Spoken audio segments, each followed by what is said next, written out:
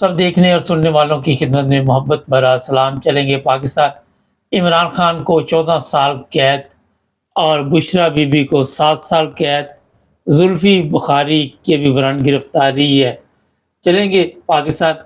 Sir क्या हुआ 3 दफ़ा 2-3 दफ़ा ये फैसला नहीं आया और आज फैसला सुना दिया गया? जी, बिल्कुल, ये बड़ी देर से ये फैसला रुका हुआ था, तो इसके ऊपर यही तंबीह की जा रही थी कि शायद ये फैसला बदल दिया जाएगा या जिसके रोकने के पीछे ये था कि शायद कोई इनकी आपस में जो है वो डील हो रही थी, तो इस वजह से इस फैसले के मतलब जो पार्टी थी हुकूमत और जिनके उनके अलायंस के लोग थे, वो भी इसके मतलब यही बातें कर रहे थे कि हो सकता है कि ये फैसला जो है कहीं इमरान खान के हक में ना आ जाए। तो बहरहाल रुकने के बाद वो आज फैसला सबके सामने आ गया, जिसके अंदर आपने बता दिया है कि जो इंतसाब अदालत है उन्होंने उनको 10 साल कैद और 14 साल कैद और उसको जुर्माने भी किए हैं। तो बहरहाल ये है कि इस रेफरेंस के अंदर कोशिश तो यही की जा रही थी कि किसी न किसी तरीके से जो है हुकूमत इस पर नजरसानी करेगी और इनको रिलीफ देगी। जो इनकी आपस में बातचीत हो रही थी, राना सनाउल्लाह जो सियासी मुशीर है वज़ीर-ए-आज़म पाकिस्तान के, उन्होंने भी इस बात का एक इंटरव्यू में दिया था कि हमारी आपस में जो है वो बातचीत जारी है। ख्वाजा आसिफ ने भी, जो वज़ीर दफ़ा है पाकिस्तान के, उन्होंने भी इस बात के ऊपर कहा था कि हमारी आपस में बातचीत जारी है और बातचीत का जो तल्लक है वो खत्म नहीं हो रहा। इसी वजह से सिर्फ ये बात को डिले किया गया था कि अगर इनकी आपस में कोई बातचीत हो रही है तो उसको फिर ये इस तरीके से देखा जाए कि क्या इस फैसले के ऊपर इसका कोई असर होता है। लेकिन बहरहाल वो आज फैसला सुना दिया गया है, जो कि आपने देख लिया। लेकिन इसके खिलाफ अपील तो कर सकते हैं ना, अभी तो मेरा ख्याल हाई कोर्ट है, फिर सुप्रीम कोर्ट है। जी, जी, बिल्कुल, वो उनके जो वकील हैं बैरिस्टर साहब हैं, उन्होंने कहा है कि हम इस फैसले के खिलाफ जो आला अदलिया है उसके अंदर एक अपील दायर करेंगे और दोबारा से इस सारी पिटीशन को वहाँ पे लेके जाएँगे। इससे पहले भी इमरान खान को कई केसों में सज़ा सुनाई गई, बाद में ख़त्म हो गई। अच्छा सर ये बताइए कि अहमदिया मस्जिद है सियालकोट में और ये सर जी। ज़फ़रुल्लाह खां जो पहले वज़ीर ख़ारिजा थे, उनकी भी यादें वाबस्ता है इस मस्जिद के साथ। तो हमारे पास एक खबर पहुँची है, ज़रा हमारे देखने वालों को बता दिए कि क्या हुआ वहाँ पे?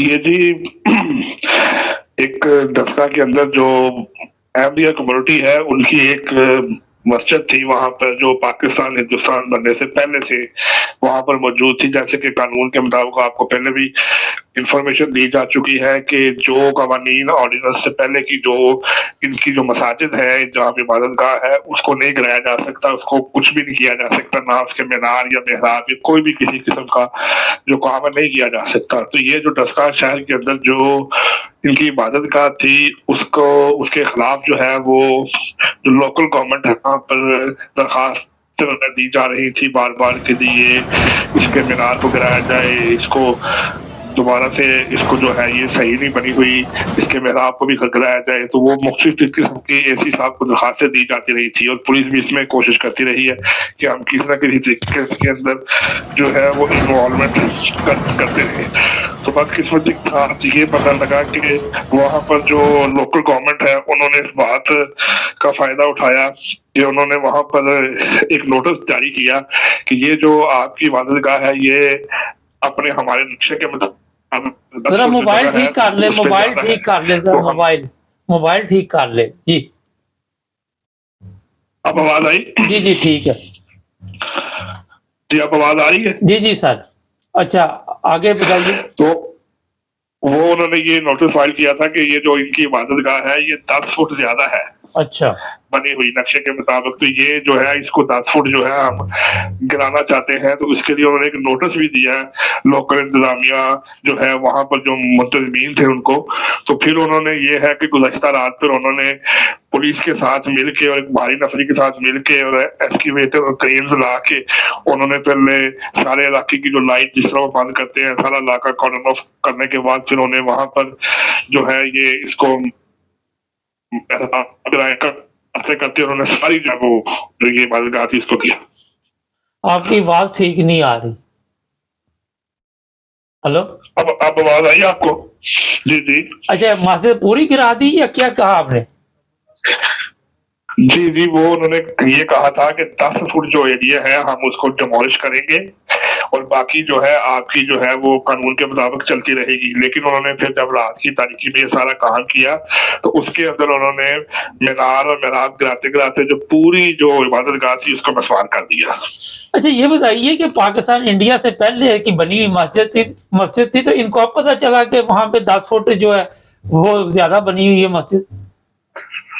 जी, बिल्कुल यही सवाल जो है लोकल इंतज़ामिया के साथ भी कोशिश की गई कि उनसे राब्ता किया जाए, लेकिन बदकिस्मती के साथ जो लोकल गवर्नमेंट है वहाँ की जो असिस्टेंट कमिश्नर और जो लोकल इंतज़ामिया है वो उन्होंने इस वाक़ये को बर्बाद करने से इनकार कर दिया। और ये हैरत की बात भी है कि उनको भी इस बात का इल्म है कि जो पाकिस्तान के पहले वज़ीर ख़ारजा हैं सैयद नसरुल्लाह खान साहब उनकी वाबस्तगी जो है इस इबादतगाह के साथ थी और उनका भी इनका बहुत तल्लुक रहा है। तो लेकिन इन सारे मामलात के बाद क्योंकि आप अगर गौर से देखें तो जिस वक़्त जो वीडियो जो फुटेज आप सामने देख रहे हैं उसके अंदर आपको वाज़ेह तौर पर जो कलदम तंजीम जो है उसके शरपसंद के पीछे नारेबाजी करते हुए सुनाई देंगे कि वो इस वक़्त साथ मौजूद थे। क्योंकि अगर इनको इनका रिकॉर्ड अपडेट नहीं था तो इनको ये बात आज से पहले सोचना चाहिए थी।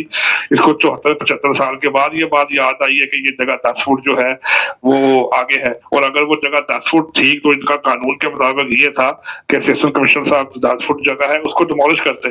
कानून ने ये तो नहीं कहा कि 10 फुट की जगह आप सारी की सारी जगह को डिमोलिश करके वहाँ पर इसको मलबे का ढेर बना दे। तो ये एक प्री प्लान तरीके के साथ जो है वो पंजाब गवर्नमेंट और साथ पुलिस ने मिलकर ये सारा ऑपरेशन किया है। सर वहाँ पे और भी इस वक़्त ऑपरेशन हो रहे हैं जिस तरह लाहौर की सड़कें, गलियाँ खाली करवा ली गई हैं, काफ़ी तोड़-फोड़ चल रही है। तो उसके बारे में थोड़ा बताएँगे क्या हालात हैं?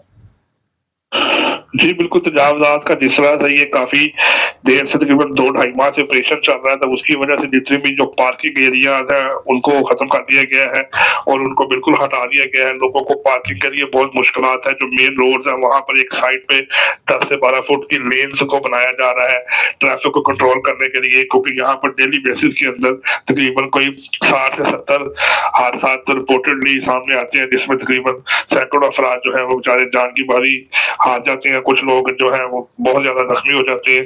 तो इन मामला को मद्देनजर रखते हुए जो मेन शाहराह है उसके अंदर भी एक जो लाइन को बनाया जा रहा है ताकि जो है वो ट्रैफिक को बेहतर किया जा सके। और साथ जो तजावज़ात हैं किसी भी किस्म की अस्पताल के बाहर या किसी प्लाजा या बिल्डिंग के बाहर उनको भी कराया जा रहा है। तो बारह जो फेमस इलाके हैं जहाँ पर ज्यादा रश होता है वहाँ पर ये कार्रवाइयाँ जारी है। और जो आम इलाके हैं जैसे आप ये कह सकते हैं कि रेलवे स्टेशन है या जो बस स्टैंड है मेन जो है जहाँ पर ये बसेस वगैरह लाहौर से बाहर जाती हैं उन एरियो में अभी तक ऐसी कोई जो तजावज़ात के खिलाफ ऑपरेशन नहीं किया गया। बाकी जो पोश इलाके हैं उन इलाकों में ये ऑपरेशन जारी है। ताजर बरादरी क्या कहती है इस बारे में सर? ताजर बरादरी में बहुत ज्यादा तशवीश पाई जाती है क्योंकि जो लोग उनके वहाँ पर सौदा वगैरह लेने के लिए या कारोबार के लिए आते हैं तो जब उनको पार्किंग की मौसम नहीं आती तो वो कहाँ जाएंगे।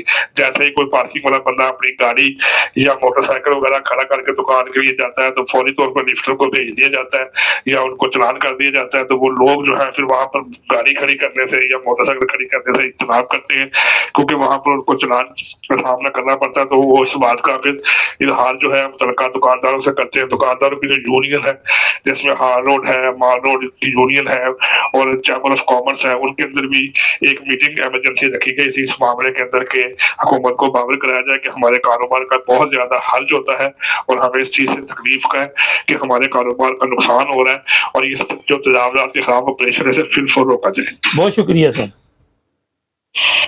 ना जी 190 मिलियन एक कैदी जज जो आया था वो खुद एक कैदी है और इमरान खान को वो सजा सुना के गया। बड़ी हैरानगी की बात है। ऊपर से फैसला दिया गया, डबल गेम की जाती है। आपको याद होगा कि जो वो थे मौलाना असरार, उन्होंने कहा था कि पाकिस्तानी कौम सबसे बड़ी मुनाफिक कौम।